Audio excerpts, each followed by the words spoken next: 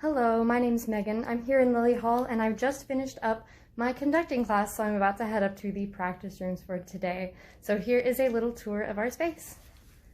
Let's go.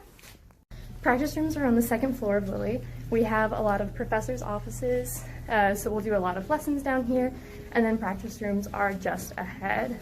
So here we have our practice room halls. There's several down either of these ways, and they continue on down here.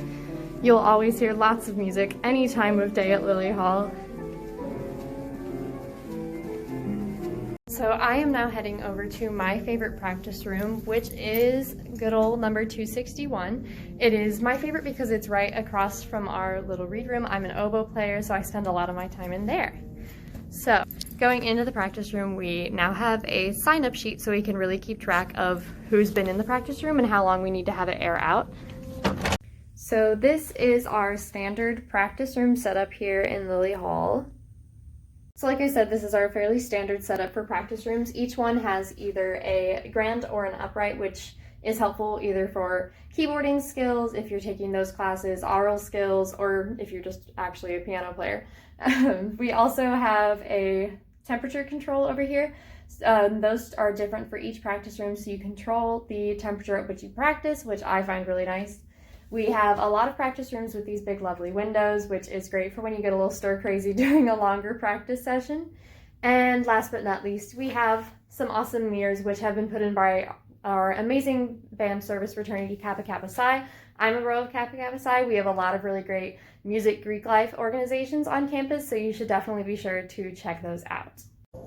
Before I tell you a little bit about myself, my own practice habits, and what it's like practicing here in Lilly Hall before and after COVID, I would like to give the disclaimer that Butler is entirely enforcing masks, but in places like the read room, where I am right now, and the flute studio, as well as several other spaces, they've been equipped with special filters so that we're able to be in here with our masks off. So for me, I'm Megan Straight again. I am a double major in oboe performance and instrumental music education with an emphasis in music history, so that means I am on a 5-year plan, so I still have about 2.5 years left to go. With practicing before COVID, it was very much just first come, first served basis. If you felt like practicing, you'd go over to Lilly Hall, see which practice rooms are available just by walking around the hallways and choose one. So now that COVID has happened, we've had to take a lot more precautions just to make sure that everyone is staying safe and everything is clean and we're giving enough time for the air to filter out.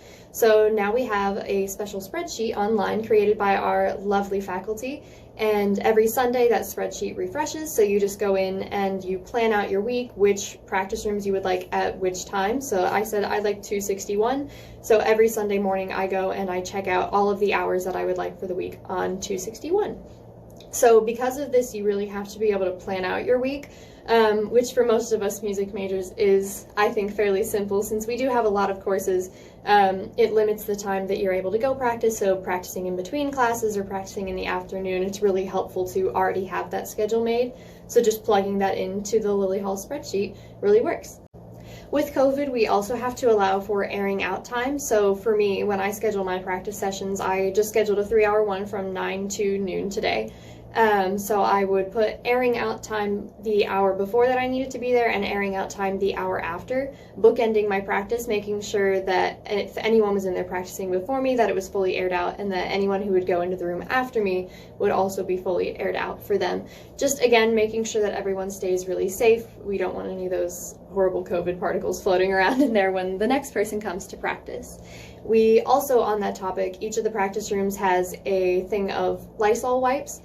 So you can wipe down the piano if you've used that, or the handles or anything else that you've used in the room.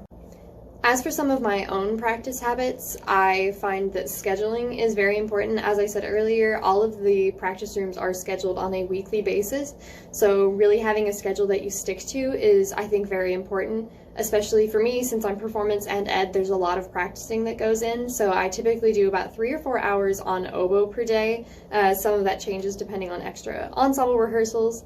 And then on top of that, I have any reed making or any instrument tech classes, so like brass techniques, woodwind techniques, string techniques, where you're going in and you're learning the instruments for the music ed degree.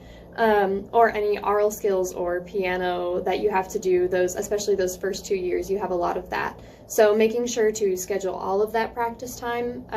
I live in an apartment now, so I do a lot of my Lilly Hall practicing in the morning, and then I have a lot of the rest of my practicing scheduled for the evening, which I do back at my apartment over in BT. That's all from me. I really hope this little virtual tour of our space helped you and your decision-making process. I know this isn't the audition day that you'd probably imagined when you started thinking about going to college. And it's not that for us either. We always really love audition days. They're one of our favorites. Lilly Hall is always just packed with people who are super excited to meet those who are going to be our new peers in the fall. So on behalf of myself and my many wonderful colleagues here at Lilly Hall, happy audition day!